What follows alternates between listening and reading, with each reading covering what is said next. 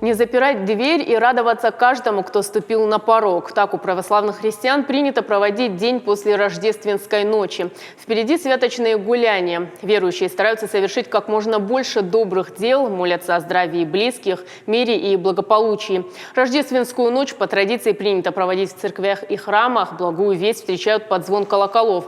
Сотни верующих объединил женский Аланский Богоявленский монастырь. О том, как прошел праздник, расскажет Николас Джоев.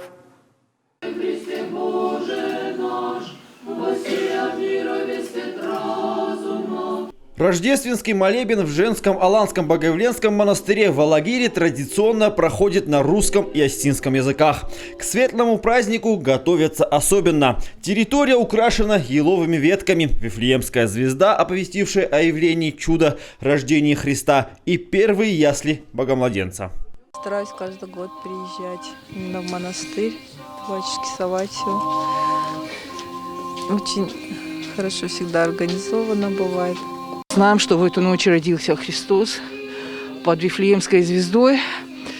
И вот как бы мы считаем, что сопричастны и должны радоваться этому празднику. Не холодно? Не холодно, а нас согревает радость, поэтому мы не чувствуем этот холод.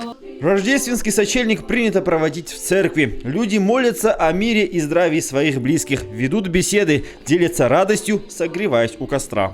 Уже традиционно в рождественскую ночь прихожане съезжаются сюда, в женский монастырь, со всей республики. Но маленькая церковь монастыря всех желающих вместить не может.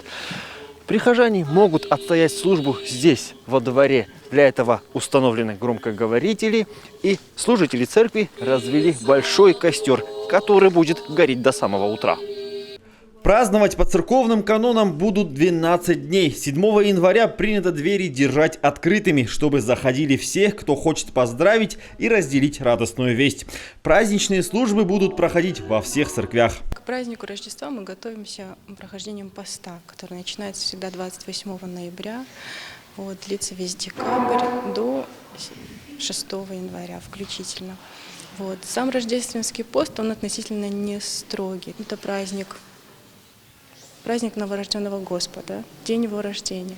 И даже сегодня на службе читались прокимны и паремии из Ветхого Завета о том, что Господь родился и как его встречали пастухи, волхвы, как они по звезде пришли к младенцу Христу, рожденному в вертепе. Дни до самого крещения в православном мире считаются святыми. Во время святок принято совершать благие дела, помогать нуждающимся, усердно молиться.